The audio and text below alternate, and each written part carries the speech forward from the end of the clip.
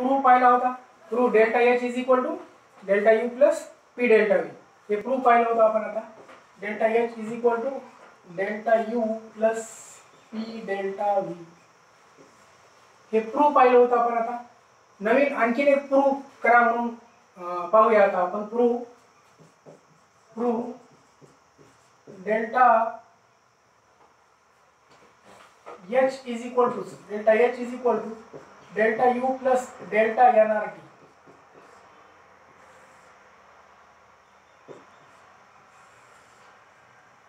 हा प्रूफ पाहूया आपण. Proof delta H is equal to delta U plus delta N R T. Delta H is equal to delta U plus delta N R T. हा आता पाहिला होता आपण, हा झालेला आहे. हा पाहूया delta H is equal to delta U plus delta N R T. यासाठी आपण काय म्हटलं होतं, H1 इज इक्वल टू, आताच आपण म्हटला होता H1 is equal to U1. एन्थाल्पीची डेफिनेशन सांगा मला. Tell me the definition of enthalpy. H is equal to काय पाहिलं होतं आपण, H is equal to U plus PV. H is equal to U plus PV. So therefore H1 is equal to काय होईल, U1 plus P1 V1. H2 is equal to काय होईल, U2 plus P2 V2. हे काय असते, हे initial असतो आणि हा काय असतो, फायनल असतो. Initial and final state. Initial आणि फायनल काय असतात, ते states. Okay. H1 is equal to U1 plus P1 V1. H2 is equal to U2 plus P2 V2. Right? H is equal to U plus PV. We have to prove delta H is equal to. But we know that ideal gas equation. Ideal gas equation. What is ideal gas equation? PV is equal to what? PV is equal to nRT.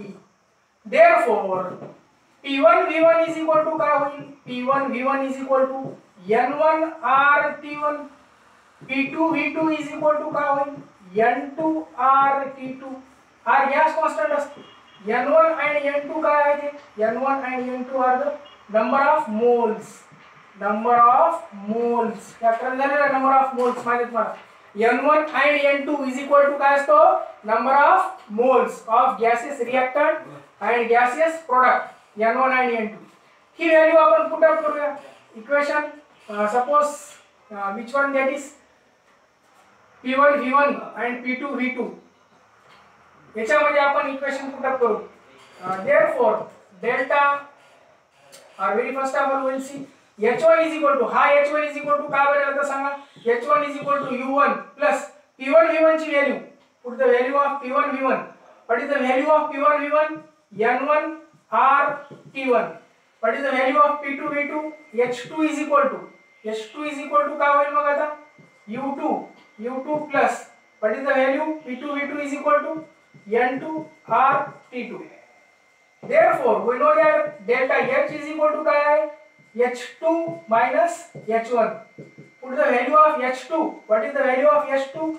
U2 plus N2 RT2. What is the value of H1 plus minus this minus sign as it is. H1, what is the value of H1? U1 plus N1 RT1. Okay. By taking the common, U2 minus U1 plus N2 RT1. N2 RT2. This N2 RT2 plus minus का होईल, minus. Plus minus this will be minus. So minus N1 RT1. Okay. आता temperature constant आहे. T2 is equal to T1 is equal to T. Constant. Temperature इसका कसा आहे, constant आहे.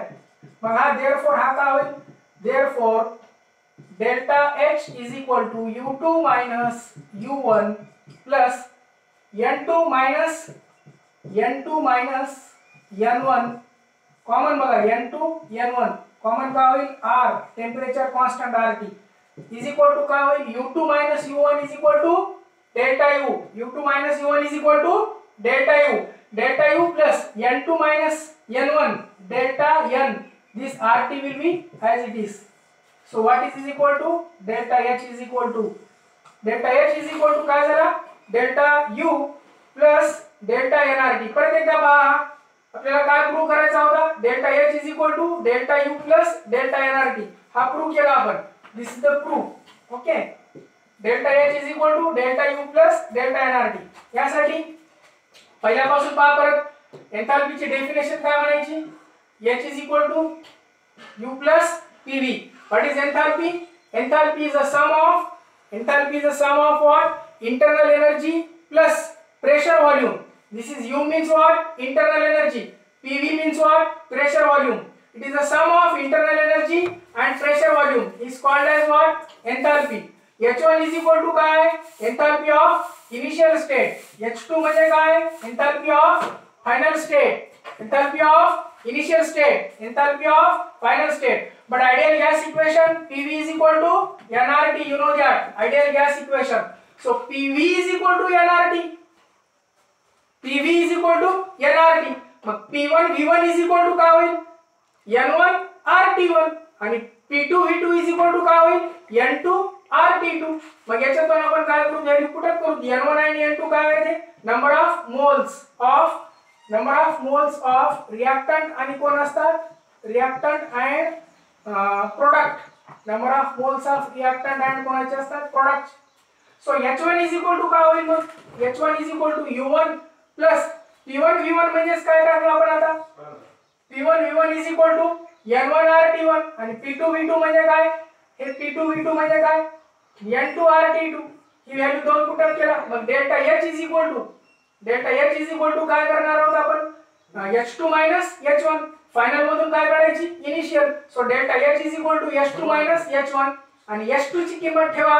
H2 ची किंमत काय? U2 प्लस N2 RT2 आणि H1 ची किंमत काय ठेवा? U1 plus N1 RT1. मग delta H is equal to काय होईल? U2 मायनस U1 म्हणजे काय येतो? Delta U. तर अशा प्रकारे हा प्रूव्ह झाला. प्रूव्ह काय इज इक्वल टू आया? Delta H is equal to delta U plus delta nRT.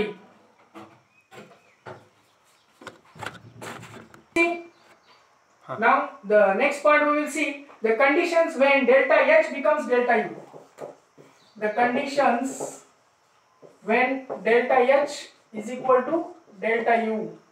Delta H delta U होऊन जाते केव्हा होऊन जाते? तीन कंडिशन्स आहेत. ते तीन कंडिशन आपण पाहूया. delta H is equal to काय होते? delta U. The first condition when the reaction takes place in closed vessel. When the reaction takes place in closed vessel. Closed vessel म्हणजे काय असतो की isochoric process. It is isochoric process और that is isochoric process. Isochoric process मध्ये काय असतो तुम्हाला माहित आहे? Delta V is equal to काय असतो? Delta V is equals to 0. आता delta V is equal to 0 म्हणजे काय होते? आपण आता इक्वेशन पाहिलाय.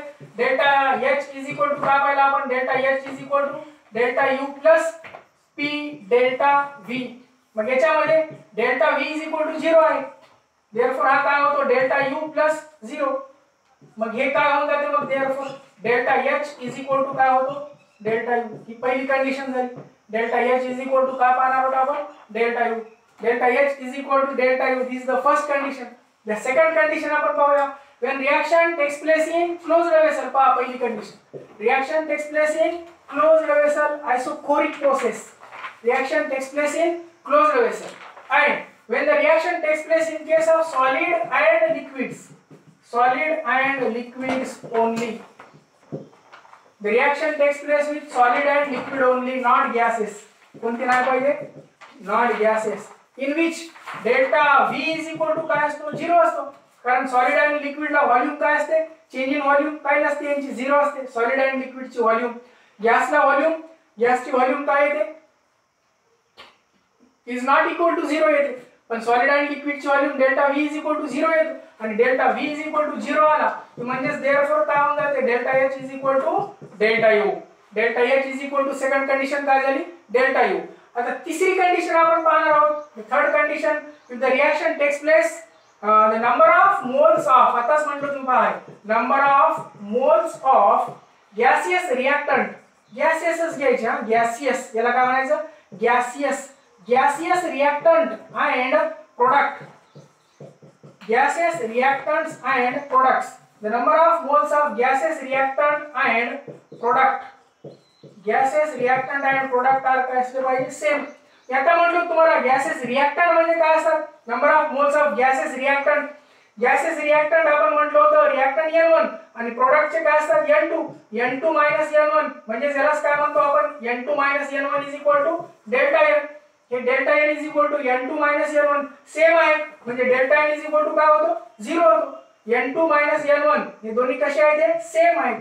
सेम असल्यामुळे हे दोन्ही जर सेम असेल तर काय येतो डेल्टा N काय येतो डेल्टा N 0 येतो. आपण इक्वेशन आता पाहिलं प्रूव्ह काय म्हणून पाहिला होता डेल्टा H असाच एक पाहिला होता आपण prove delta H delta U plus delta काय असतो NRT यातच पाहिला आपण. मग काय होतो डेल्टा U प्लस हे डेल्टा N म्हणजे काय put the value of delta N. Delta N 0 so therefore it becomes delta H delta U. So these are the three conditions in which delta H becomes equal to delta U. Delta H means what? Delta H means change in enthalpy. Delta H means what? Change in enthalpy. Enthalpy is equal to delta U means what? Change in what? Change in internal energy. Change in internal energy. Change in enthalpy is equal to change in internal energy. तीन condition मध्ये होते. एक तर close vessel मध्ये पाहिजे reaction, दुसरी solid आणि liquid असला पाहिजे. सॉलिड आणि कसा असला पाहिजे लिक्विड असला पाहिजे. आणि तिसरी number of moles of gases reactant आणि गॅसेस प्रोडक्ट कसे असले पाहिजे सेम असलं पाहिजे. तर या तीन कंडिशन मध्ये delta H delta U delta H delta U आणि डेल्टा H काय होतो delta U. This is the very simple question. It is asked for 3 marks. Okay.